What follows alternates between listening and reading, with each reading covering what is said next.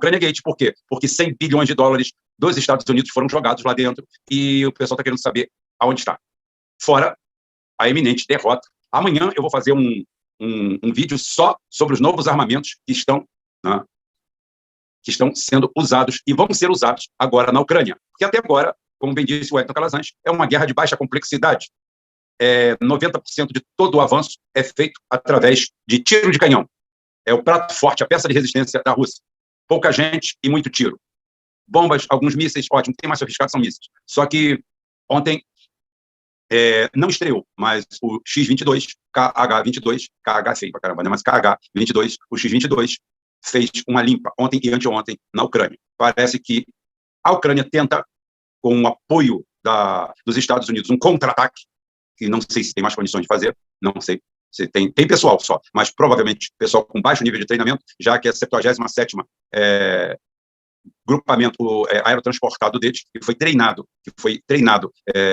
na Inglaterra, teve um treinamento especial, foi dizimado em Soledad pelos Wagner, a ponto que os Estados Unidos querem a cabeça dos Wagner. É só ir lá buscar, né? Não é difícil, é só ir lá buscar. Manda os Marines lá, os SEALs para lá, né? Mas os SEALs podem estar com problema, podem estar naqueles dias, podem estar menstruados, né? Podem estar com outro problema, maquiagem, esse negócio, a maquiagem está vencida, tem outra coisa, tem uma consulta para ver a próstata no ginecologista, então realmente está difícil pegar os Wagner, mas é só ir lá e pegar, na unha.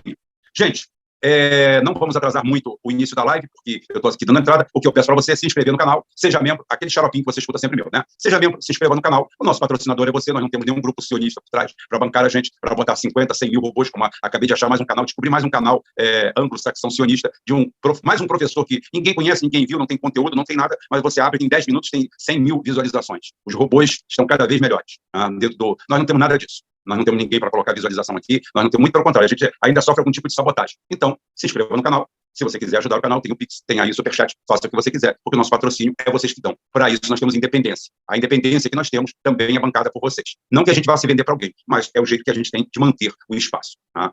Agradeço às pessoas, mas o principal aqui é a sua presença, o seu like, e pode interagir. Aqui a gente interage com todo mundo. Tem canal que só fala com quem faz superchat. Só lê pergunta de quem pagou. Muito pelo contrário. Aqui, às vezes, o cara pagou e nem fiz a pergunta dele. Eu ainda sou grosso, sem educação, às vezes eu peço perdão. Mas é porque eu sou sozinho. O nosso staff aqui é eu, mais eu, mais eu. Hoje ainda tem um refresco que eu tenho o Rafael e o Carlos aqui, e quando eles estão falando, eu tenho tempo de olhar alguma coisa. Mas, no resto, gente. E compartilhem bem o nosso conteúdo. Olha só, nós vamos começar hoje como a gente sempre faz, aquela pequena pauta nacional, e por até a escolha do Rafael, nós vamos optar por falar por algo que é muito maior do que a gente pensa. Porque é o iceberg, é a parte visível, mas a parte invisível você não está vendo. Eu estou falando do escândalo das Americanas. Um escândalo pior, muito pior do que o da Petrobras. Até porque o da Petrobras, onde não tinha crime, o pessoal inventou que tinha. E agora o que você vê é um processo de ocultação total do que está acontecendo, do que está ocorrendo. Deveria haver uma intervenção imediata na CVM, na Bovespa, no Banco Central e na Receita Federal. Todos esses órgãos têm que sofrer intervenção, porque é impossível uma empresa, tá, que tem um ativo de 10 bilhões apresentar um prejuízo de 20 e já declarou 40. Agora está explicado de onde saiu a fortuna do ex-tenista. Tá? O nosso amigo aí, agora a gente está sabendo de onde veio, de onde saiu a Ambev. Para quem não sabe, as lojas americanas são o primeiro grande grupo deles. Depois vieram outras conquistas, compraram Burger King, compraram Budweiser, compraram tudo isso aí. Está começando a aparecer de onde veio o dinheiro. Tá? Mas eu vou deixar para o Rafael, vou falar sobre esse conteúdo nacional, depois Carlos Velasco também vai assuntar sobre o assunto, e depois dessa primeira rodada nacional, a gente mete o pau sobre o que está acontecendo lá fora e aqui dentro. Só para vocês verem, o dólar, o ouro começa a se transformar na principal commodity financeira monetária do mundo. Isso a gente pode falar aqui hoje também, ao passando. Gana, por exemplo, é um país que tem uma moeda fraca e que simplesmente falou agora só compra em ouro. Os Estados Unidos foram para lá, o que eles têm para oferecer para Gana? Chicotada? Vão oferecer o quê? Se eles estão querendo comprar com ouro, vão fazer o quê? Vão imprimir dólar para comprar o ouro deles? Espera que eu estou ali imprimindo na cozinha, eu já volto. Volto aqui com uma mala pingando. Olha só, a gente só pode dizer uma coisa, África não é Brasil. Se a gente só falta ouvir isso. Se bem que ouvimos a semana retrasada do presidente da África do Sul, que falou para o emissário do Biden a seguinte frase: nós, emissário do Biden, nós queremos criar uma política anti-Rússia na África. Nós queremos aqui confrontar isso aqui. Resposta sul-africana do presidente da África do Sul: vão procurar os seus negros no Bronx. Os negros daqui não estão nessa mais não. Tchau. É assim que o mundo está tratando os Estados Unidos. Aqui a gente continua sonhando com Miami, pensando em Miami, pensando como a gente vai se tornar americano, gente chorando porque não ganhou um visto para entrar naquela merda daquele país. A pessoa não tem nem dignidade. Mas tudo bem, não tem problema não. Nem todo mundo é adepto de John Milton, eu sou. Eu prefiro reinar no inferno do que servir no céu. Tá? Se é para limpar a bunda de alguém, eu vou limpar no Brasil, não vou limpar a bunda de gringo. Se for para eu limpar merda de alguém, tem muito lugar aqui para limpar merda. Tá? Para que eu vou para lá? Mas tem gente que gosta disso. Mas tudo bem. É isso aí. Num país em que o órgão principal do Conselho Nacional de Justiça, lá no sindicato deles, já tem bandas lá oferecendo financiamento em Miami, volte para casa. Volte para casa. Acabou aí, fique rico e volte para casa. Vamos todos para Miami. Vamos todos ser vizinhos do Silvio Santos. É isso aí, gente. Obrigado por quem está colaborando. Depois eu faço uma lista. Eu quero, Rafael, bola contigo. Lojas Americanas. Parece que esse nome Americanas, Estados Unidos, América, isso pegou uma praga esse ano. Rafael, bola contigo. Boa noite, Rubão. Boa noite, Carlos. Boa noite, pessoal aqui do canal. Um salve para todo mundo, como sempre. Sempre uma honra estar aqui com vocês.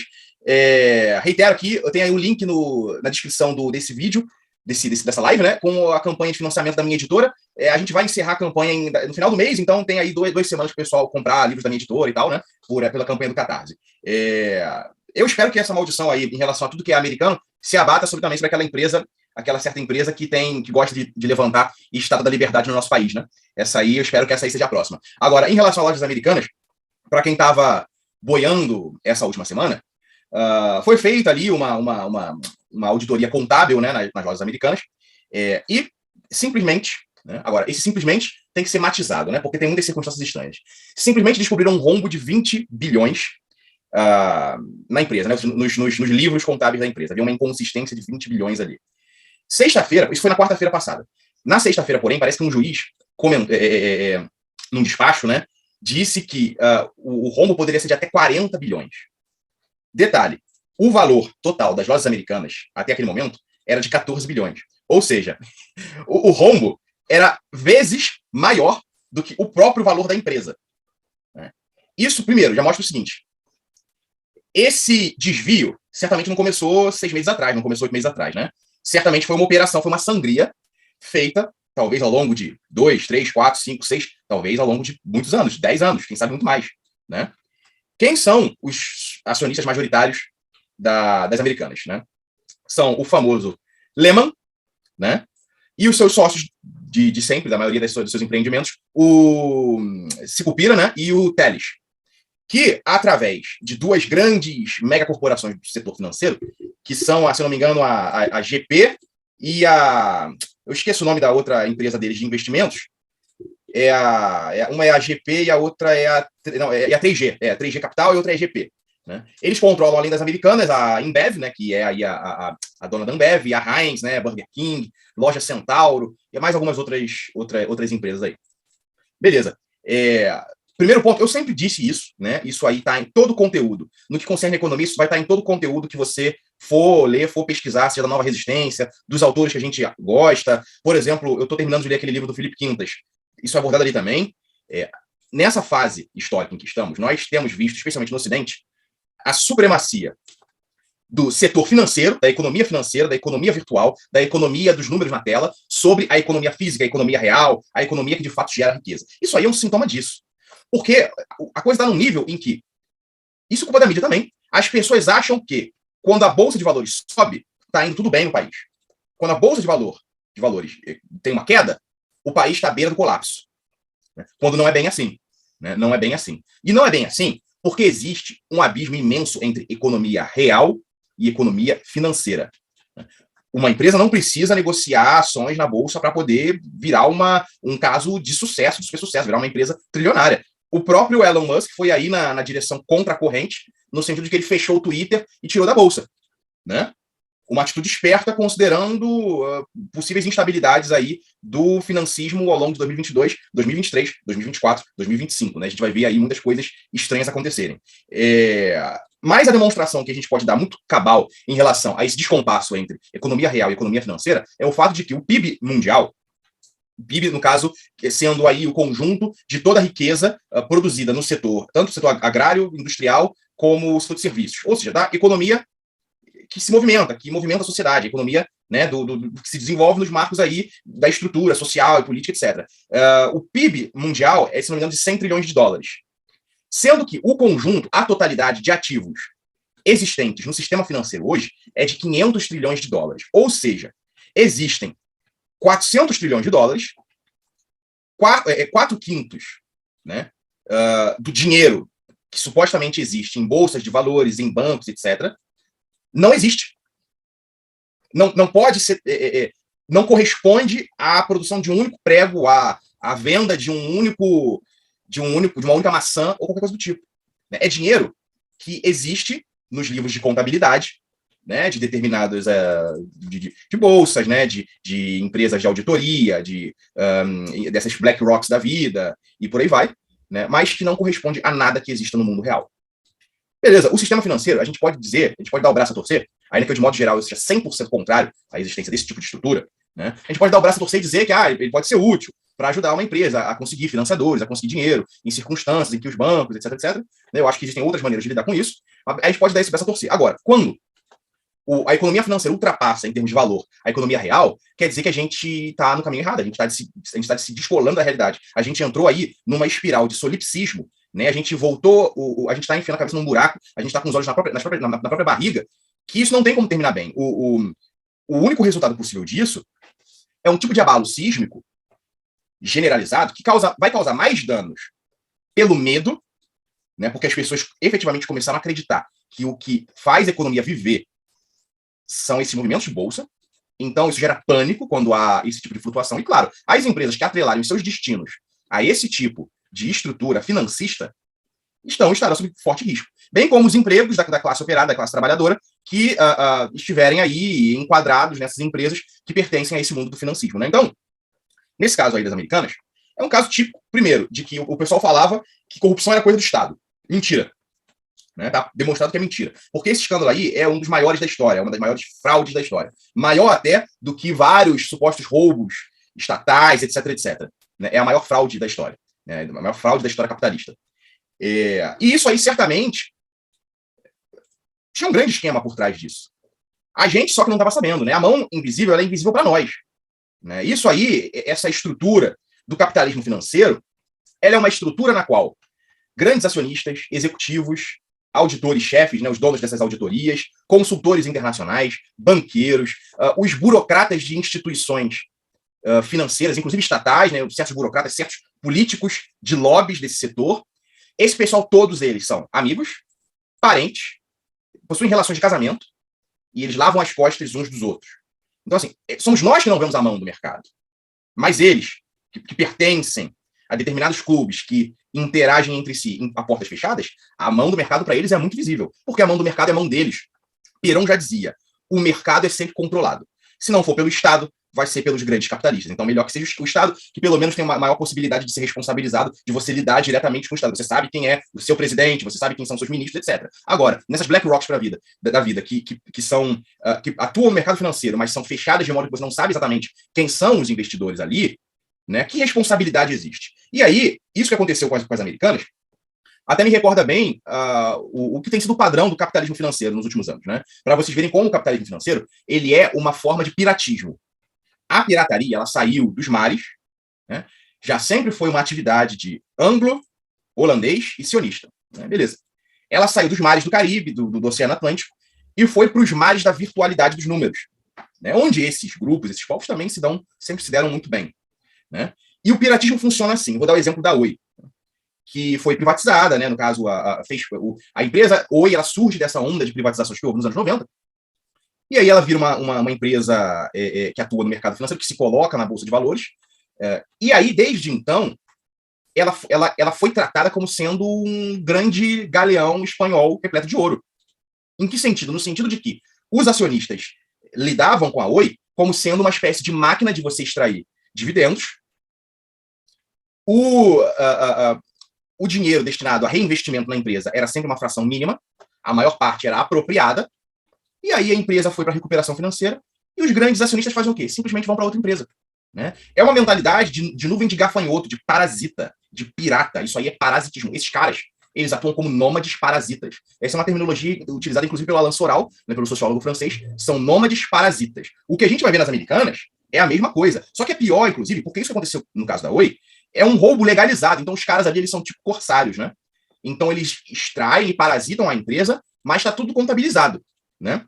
Nesse caso, então, assim, nesse caso da Oi, até os pequenos acionistas, eles conseguem também participar desse esquema do parasitismo em alguma medida, numa fração menor. Nesse caso das americanas, os grandes acionistas, basicamente, porque eles certamente sabem o que aconteceu, né? Os dedos têm que estar apontados para o Lehman, para o Sicupira e para o Teles. Eles basicamente passaram a perna nos pequenos acionistas, porque eles não extraíram nada disso. E com a queda brusca, né, vertiginosa das ações das americanas, eles perderam aí grandes somas em dinheiro, né? Pequenos e médios acionistas tiveram aconteceu isso com eles, né? Foram também roubados. E aí, o que lança grandes suspeitas também? O fato de que no ano passado, lá por setembro, outubro, mas também antes, julho, agosto, setembro, outubro, diretores das americanas venderam uma grande quantidade de ações de que eles eram proprietários. Ou seja, eles se livraram das ações da empresa, basicamente. Ainda não foi divulgado quais executivos da empresa se livraram das ações, mas essa é uma movimentação extremamente suspeita, o que novamente indica que havia um conhecimento prévio. E aí entra uma outra questão. Porra, como é que descobriram agora como é que houve essa auditoria só agora, como é que houve essa descoberta só agora, sendo que, como eu falei, 20 bilhões ou talvez até 40 bilhões, como um juiz despachou, isso não se rouba num mês, num ano. Então isso é algo... a empresa certamente passou por outras auditorias nesse meio tempo. Tanto que agora estão apontando também para a PwC, né, que desde 2019 é aí a empresa independente de auditoria. Essa aí é uma das 4 grandes, né? Ou seja, das 4 grandes megacorporações que atuam especificamente fazendo auditoria e dando nota, né, para as empresas. Então, eles são como se fossem aí juízes de um concurso de Miss, né? Que os caras ali dão as notas, né, nota 10, nota 9, no caso é A, né, A, B, C, etc, etc. Né, isso é um poder imenso. É um poder imenso. Por quê? Se eles dão uma nota baixa, eles derrubam as ações de uma empresa. E eles podem forçar, por exemplo, essa empresa a ser liquidada, podem forçar mudanças nas políticas da empresa, etc. Se dão uma nota boa, eles valorizam as ações dessa empresa. Né? Então, por exemplo, se essa PwC está fazendo auditoria das americanas desde 2019, como é que eles não sabiam? E tem também a KPMG, que fazia auditoria, que também é uma das 4 grandes, que fazia auditoria das americanas até 2019. Eu acho que 40 bilhões é dinheiro demais para ser roubado em 3 anos. Então, talvez fosse um processo que já viesse de muitos anos antes. Então, a KPMG também deve ser observada em relação a isso. E essas empresas, se vocês forem na Wikipédia delas, PwC e KPMG, vocês vão ver ali, uma lista imensa de negociatas, de esquemas, de escândalos, envolvendo, por exemplo, o caso da Yukos, na Rússia, né? O caso ali do Khodorkovsky, aquele mega oligarca russo. Eles tiveram envolvimento num caso na Índia, em que eles utilizaram esse poder de avaliar empresas para forçar a privatização de uma empresa de água na Índia, cujas ações a própria PwC comprou. Tá entendendo? E a PwC também atuou na privatização da Eletrobras, né? Fazendo parte de todo esse esquema contábil, que é aquele esqueminha que sempre diz, não tem dinheiro, tá dando prejuízo, então tem que vender, a privatização seria a melhor opção, tem que se adequar à ESG, etc, etc, etc. Né? Então, a PwC e a KPMG tem vários processos contra eles, já quase foram expulsos da Rússia, isso se não foram expulsos, se eu não me engano, já foram também processados em vários outros países, e por aí vai. E aí, qual que é o encerramento com chave de ouro? O Lehman, então, vai e contrata a Rothschild e companhia para poder negociar e cuidar ali desse rombo, né? Agora, assim, os caras têm um rombo de 20 bilhões. Os caras botam o Rothschild, dali vai virar um rombo de 200 milhões, de 400 milhões, tá entendendo? Né? Fica parecendo uma narrativa tirada aí de um estereótipo quase fascista em relação à atuação desse pessoal, tá entendendo? Fica parecendo que a gente aqui é tipo Alex Jones, falando de coisa, metendo Rothschild, mas o cara o Lehman literalmente contratou os Rothschild, pois o Velasco comentou aqui no chat, que agora esse rombo vai virar um buraco negro, vai sugar o universo inteiro, né? Então, assim, a lição a tirar disso é o seguinte: não caiam nessa roubada de mercado financeiro, de achar que bolsa de valores é economia real. Economia real é fábrica funcionando, é fazenda plantando e colhendo, né? É setor de serviços revendendo. Isso aí é economia real. É tecnologia sendo desenvolvida, né? Isso aí é economia real. O setor financeiro, ele pode atuar como um suporte. Eu, particularmente, aprecio o sistema bancário islâmico, que prescinde desse tipo de artifício, né? Que consegue financiar obras públicas, empresas privadas, etc., sem precisar apelar à especulação, né? Então é isso que a gente tem que ter em mente, né? O setor privado é corrupto, ele é mais corrupto que o Estado, tá entendendo? Ele é menos responsável do que o Estado, mas todo mundo acha que ele é o futuro e ele pode fazer tudo, né? Carlos? Espera aí, deixa eu deixar uma pimenta aí, pode ser para o Carlos mesmo. Agora, Rafael, só para complementar o seu pensamento, que o raciocínio foi todo seu, então você merece complementar ele. Me diz uma coisa: quantas lojinhas americanas não tem naquela bolsa? Se a grande, se ninguém conseguiu fiscalizar, ou não, ocorreu para não chegar para fiscalizar, um mamute como as lojas americanas. Quantas lojinhas americanas não tem ali com o mesmo esquema? Como confiar nessa CVM? Como confiar na Bovespa? Como confiar na Receita? Como confiar no Banco Central? Como confiar nos elementos que deveriam fiscalizar tudo isso? Por que as lojas americanas estão podres e as outras estão boas? Por que essas blue chips criadas da noite para o dia? Tá? Quando você vê aquele filme lá do Lobo de Wall Street, eles escancaram com a verdade. O cara pega um telefone, liga para lá e fala assim, descobri agora, quanto você tem para me pagar aí? Tanto. Eu descobri agora, que boa é essa daqui, pronto. E joga no mercado. O mercado é incipiente, é feito por idiotas, por imbecis, apenas gananciosos, sem limite, e que fazem o que bem entendem, porque todo mundo que está em volta daquilo ali é movido pela mesma graxa, pelo mesmo lubrificante, dinheiro. Dinheiro impresso, dinheiro feito, Bitcoin. É a ilha da fantasia do Ocidente. A ilha da fantasia do Ocidente. Eu pergunto, quantas lojas americanas ainda tem naquela bolsa de valores? Que não significa nada, absolutamente nada. Em 1960, a Coreia do Sul tinha 60% da população analfabeta. E a Fiesp, que eu chamo de Federações das Indústrias do Estado do Paleolítico, tá? Então é o seguinte, a Fiesp já era um gigante. Hoje, a Fiesp não produz nada, aluga galpão para o pessoal botar marca e pegar produto vindo da China. Muitos deles fazendo campanha contra a China e caçando comunista embaixo da cama. De repente, nas negociações, algum chinês comeu a mulher dele. Tá?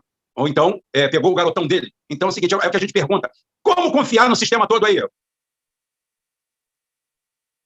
Hein, Rafael? Não, é impossível confiar, não existe como confiar, não tem como confiar. Isso aí é um grande esquema de roubo. Esses caras todos conhecem uns aos outros. Eles elegem os seus políticos, né? Eu vi uma ideia, não lembro de quem foi, um cara disse o seguinte, que político tinha que ser igual piloto de Fórmula 1. No terno dele, obrigatoriamente, tinha que vir o logo de todo mundo que deu qualquer R$5 ali, qualquer empresa que deu qualquer dinheiro para a campanha dele. Porque ali a gente vai ver quem manda nele. Aliás, a gente tem que recordar aqui que o Lehman, o Sicupira e o Telles são os donos daquela fundação Estudar, ou sei lá o que gerou a Tabata Amaral, o Eduardo Leite, né? Aquele não sei o que Nitrô, que quer desregulamentar até a profissão de engenheiro, né? Vai botar o cara aí para construir prédio, um cara analfabeto para construir prédio aí de 100 andares, mas eu aposto que o prédio dele ele vai contratar um engenheiro aí de algum lugar que exija diploma, exige estudo, né? Então, assim, são os financiadores daquele movimento Vem Pra Rua, que participou em todos os atos aí de desestabilização e de guerra híbrida no Brasil desde 2014. Então, assim, isso aí a gente tem que ter um Estado que invista na infraestrutura, na indústria, no setor agrário, na tecnologia, né? CEITEC, nanotecnologia, chips, a gente voltar a ter fábricas aí produzindo. A gente, ao contrário, tem visto fábricas fechando. Aqui no Rio Grande do Sul, por exemplo, eu ouço falar que tem várias empresas do setor industrial botando férias coletivas aí para os funcionários. Talvez nas próximas semanas haja milhares, dezenas de milhares de demissões aqui no Brasil, né? Então, é um setor que não dá atenção, né? Não recebe atenção. Passar aqui para o Carlos para... Deixa eu só fazer uma lista de agradecimento. O Carlos, hoje eu botei ele na cruz. Mas depois também o Carlos vai ter espaço livre. O Carlos não vai precisar ficar preso à nossa pauta. Porque o Carlos está com uma pauta internacional aí interessante. Eu quero agradecer ao Raul Godoy, Vavá Jesus, Vitor Oliveira, Diogo Vasconcelos, que perguntou para o Carlos. O Carlos já pode entrar respondendo. Qual o vídeo de Bolsonaro com o Algor? Genésio Haskell, Eunice Souza, obrigado, Eunice. Beijão, Paraíba Retada. Alisson Geraldo, Luiz Carlos Xavier. Wonderful Life, falando sobre Lehman e BTG Pactual. Isso aí não é causa, isso é consequência. Isso aí é briga de bandido. E Tata Nenendu dizendo que em 2008 fizeram a mesma coisa nos Estados Unidos, notas altíssimas para bancos que quebraram no dia seguinte. Obrigado, Tata, pelo negócio. E agora, finalmente, eu vou tirar Carlos Velasco da prisão de Curitiba e vou mandar uma janja para ele. Vamos embora. Quer me expulsar, Rubens? Janja, vou já embora, meu. Vou pedir asilo aí ao Putin. Meu Deus do céu. Olha, boa noite, pessoal. Boa noite aí a todo o público. Olha, em relação a essa questão das lojas americanas, eu fiquei estarrecido quando vi os valores. Sei muito bem como as coisas funcionam, mas não esperava que tivesse havido um desvio de tal ordem que, para mim, é inédito em termos mundiais. Em termos, eu diria assim, se fizermos uma espécie de comparação entre o faturamento, né, médio das lojas americanas, faturamento esse que cresceu de forma suspeita no ano passado, subiu 35%, acho que foi de 55 bilhões de reais, e, bom, um roubo de 40 bilhões. É óbvio que isso não foi feito num só ano. É óbvio que isso vem sendo feito, né, ao longo de vários anos, com a conivência de uma série de agências, nomeadamente das tais agências de rating. O Rafael basicamente descreveu como o esquema funciona, né? Agora, para dar uma ideia da ordem de valores, sem estarmos aqui, em primeiro lugar, vamos fazer aqui uma comparação para as pessoas terem ideia da gravidade disso. A maior corporação do mundo, do planeta, é o Walmart, em termos de faturamento. Se o Walmart tivesse tido um desvio de tal ordem, estaríamos falando aí de cerca de 450 bilhões de dólares roubados. Mesmo no caso das lojas americanas, o valor bruto, se a gente converter em dólar, é um valor significativo, cerca de 8 bilhões de dólares, né, no câmbio atual. Para dar uma ideia do que isso significa, há muitos anos atrás, algumas décadas atrás, houve o famoso, né, escândalo que levou à falência, o Barings Bank, que aconteceu por causa, né, de uma perda resultante de uma contabilidade de cerca de $1 bilhão. Estamos a falar do Barings Bank, que era um banco fundado, né, no século XVIII, que teve um papel fundamental na história. No caso do Brasil, até lembro aqui do episódio, né, da Guerra das Laranjas, onde em 1801 o governo da Dona Maria em Portugal foi obrigado a contrair um empréstimo com o Barings Bank para pagar a indenização de guerra à França. O mesmo Barings Bank fez a operação, né, depois da compra da Louisiana. É interessante que esse banco, que era de origem holandesa e foi depois para a Inglaterra, acabou por financiar o maior inimigo da Inglaterra indiretamente. Eles sabiam muito bem o que estava acontecendo. Quanto ao senhor Lema, a biografia dele é bastante conhecida. Lembro que antes de ter começado a Primavera Brasileira, o senhor Lema esteve numa reunião onde houve a presença do Jorge Soros, houve a presença do Fernando Henrique Cardoso, e tudo isso, né, basicamente, foi a pedra fundamental para que se desse início a todo esse movimento que conduziu ao impeachment da Dilma. Falando agora um bocado de política